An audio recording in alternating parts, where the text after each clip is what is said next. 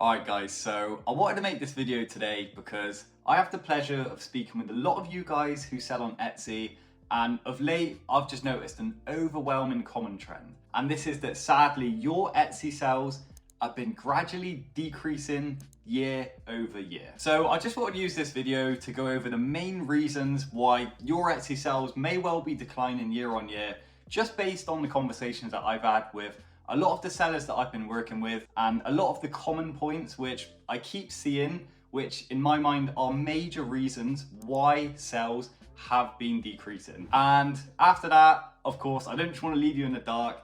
So I'm also going to go through exactly what we can do to start getting your sales back up and start turning your shop completely around. And I first want to start with the fact that your products you're selling may well be massively devalued. And I want to show you what I mean by going on my Etsy dashboard now. So look, say you're selling something like digital mockups, for example. You type that into Etsy and this is the sort of product you're selling, all right? Say for example, it's this one here and you're selling a load of t-shirt or jumper mockups, okay? And this has been your product for years online and you've always had loads of sales, and you've noticed recently that sales are massively declining over the past few years. Well, to me, this is very clear that your product offering has been devalued by a website such as Placeit, for example. I mean, you can literally go on Placeit, type in t-shirt mockup, and for free, or certainly with a membership with Placeit, you can literally get the pretty much exact same mockups that people could well be using to sell their print-on-demand products that they can get for a much lower price, or like I said, for free sometimes, without having to pay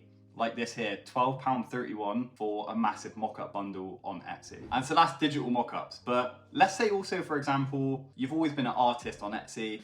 You started off maybe say 5-6 years ago, you were making really good sales volumes, and then you found of recent the past few years, again, sales have massively declined. Well, if I just type in something like boho art on Etsy, in my opinion now, looking at this, on the very first page of Etsy, I don't think I can see one painting here or one picture that is a legitimate hand-drawn or hand-painted painting that's actually done by an artist. So for me, all of this I'm seeing here is a hell of a lot of AI art, or there is a lot of printables, for example. So you can see like this one here, boho wall art printable. I mean, this is not something that's done by an artist. This is not canvas work. And again, it's just another example. As technology has improved, you can now do these sort of things on AI and you can sell them on Etsy. And it is one of the sad realities that because there's so much more option now for people to choose when it comes to artwork, that your art,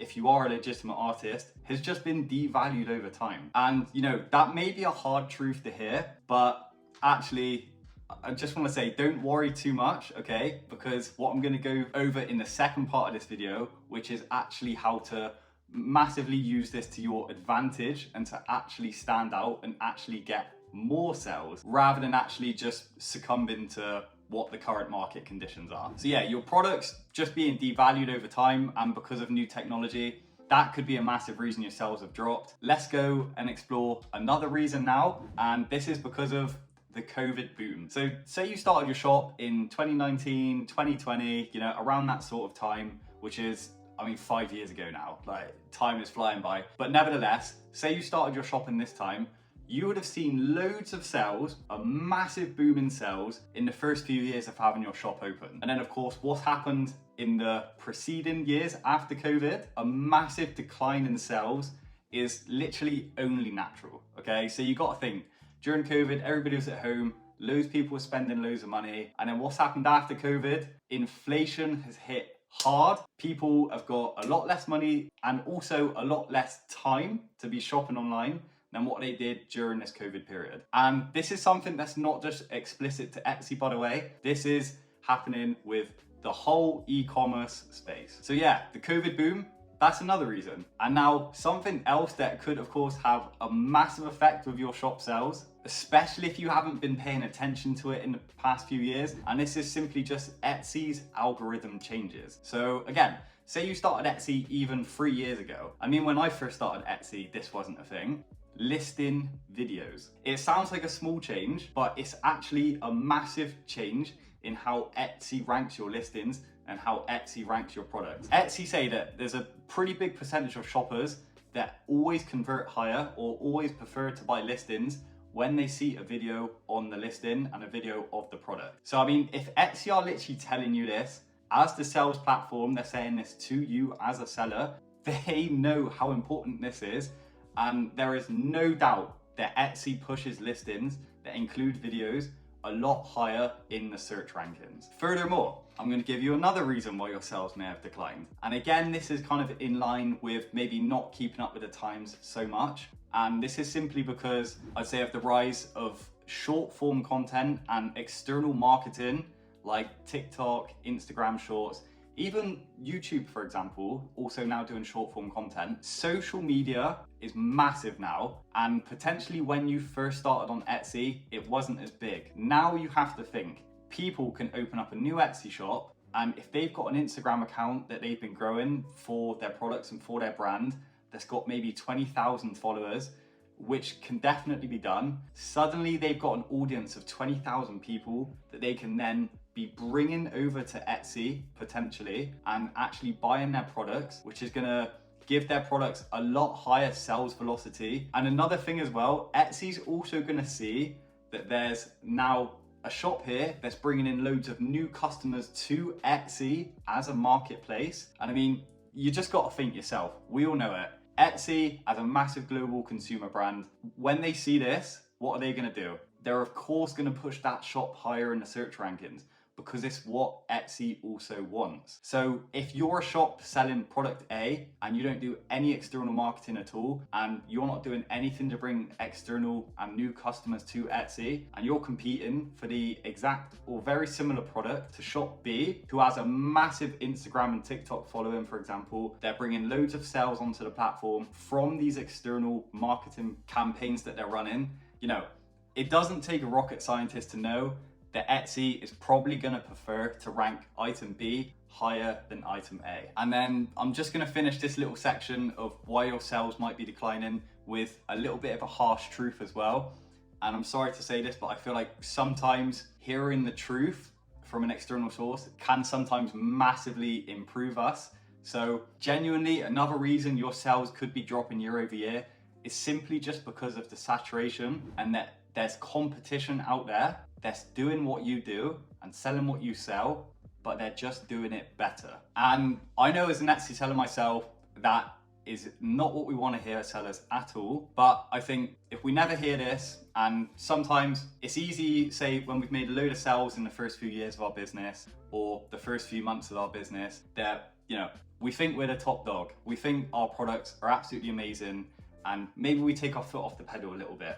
It's at this exact moment where our competitors are seeing what we've done well, they're replicating it themselves, and they're putting their foot on the pedal to get to where we are and overtake us. And that is just the sad, harsh reality, I'd say, not sad, harsh reality of selling products online. So look, that's all the reasons why your sales could be declining. These are the common reasons I see from the 30 plus shops that I've worked with now. And let's now talk about what we can do to fix these problems, how we can get our shop turned around, and how we can start banging out sales again. The first most important place to start is with our sales velocity. This is a key factor, okay?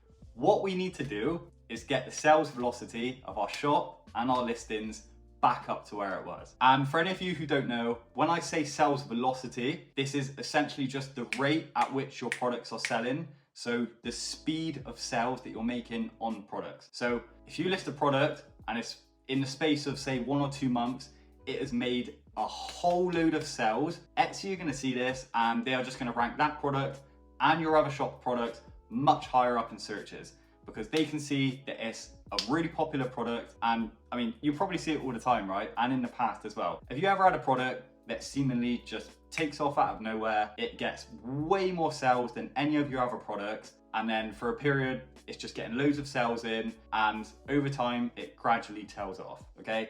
This is all to do with sales velocity. And one of the major reasons your shop's probably declined in sales is because just over time, for the reasons I discussed earlier, you've lost that sales velocity with your product. So the best place I say to always start when that sales velocity is completely lost is we need to improve the conversion rate. And what's the easiest way to improve the conversion rate of our products? In my opinion, the first step is always to just mark your products down in price. That is the easiest thing that you can do today, immediately, to make your products appear as a much better offering to the consumers. And honestly, I'm just gonna tell you the complete truth now. If it was me, and the first thing I was looking at doing to get my shop back up, I would set all of my products at cost. So I know this is gonna mean profit margins for a short period of time are gonna be pretty much zero, but this is gonna get your sales back up. It's gonna get your sales velocity back up. And I mean, you never know. In just 3 weeks, you might have a product take right back off that you marked at an at cost sales figure. Well,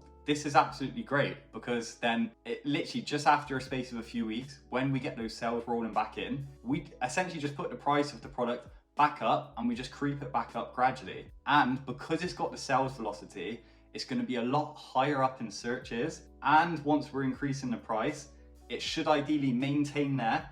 And it's just the best way to take a product which has been dead in the water for months, maybe even years, and just get it right back in front of customers' eyes again. Furthermore, another thing that we can do is to simply increase our product offering. So I just want to touch on, say, the mock-ups example, okay? Say that you've sold mock-ups, or maybe not even just mock-ups, any sort of digital product. If you're losing out because people can basically get what they were getting from you and paying for you, if they can get that for free somewhere else, then we need to make sure that if they're paying for something, they are getting a product which is of such good value that they can't get anywhere else. And the best way to do this, in my opinion, is to start creating bundles and to start bundling your products up to increase the value of them. So I've got a great example of this, all right? Say that you've always sold a digital product on Etsy, okay, which is maybe a starter's guide or a book which recommended, say, 10 to 20 digital products that you can sell on Etsy. And well, you know,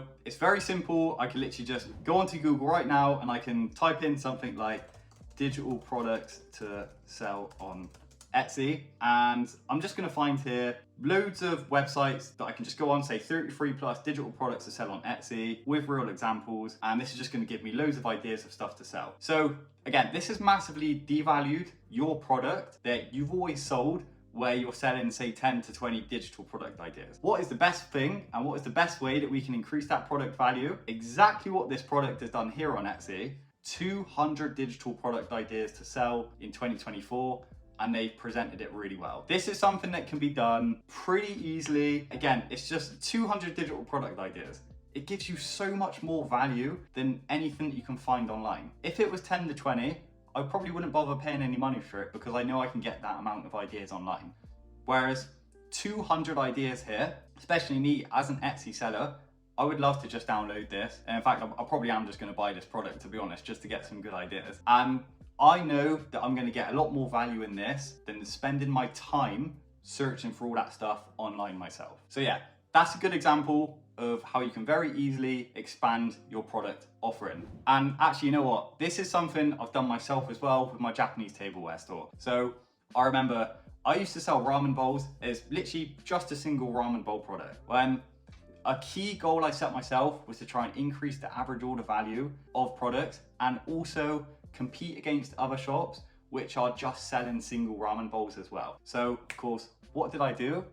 I started creating ramen bowl bundles. So for 2 people, I then sold 2 ramen bowls, 2 sets of chopsticks, 2 sets of ramen spoons, and 2 sets of chopstick rests. So this ended up creating a much better product offering, which I could of course charge a much higher price for, and the customer was then getting something which is of a lot higher value than anything else that was being sold on Etsy at the time. And yeah, I'm sure that you yourself, you're probably not selling Japanese tableware or digital product ideas for Etsy, but I just want you to try and get into the mindset of applying this exact same strategy to whatever it is you are selling. And of course, kind of in line with this as well, another thing that we can massively do to get our store back to where it should be is to just increase and expand our product selection and what products we're actually selling on our store. So it's very easy to get into the habit, like I said earlier, of going through maybe say a long period and we just don't add anything new to our store because we've always relied on our old products. Well, this isn't good for us, and this also isn't good for Etsy as well. we need to be listing new products and we need to be innovating on a regular basis. So I just want to set the challenge to you today, right after this video.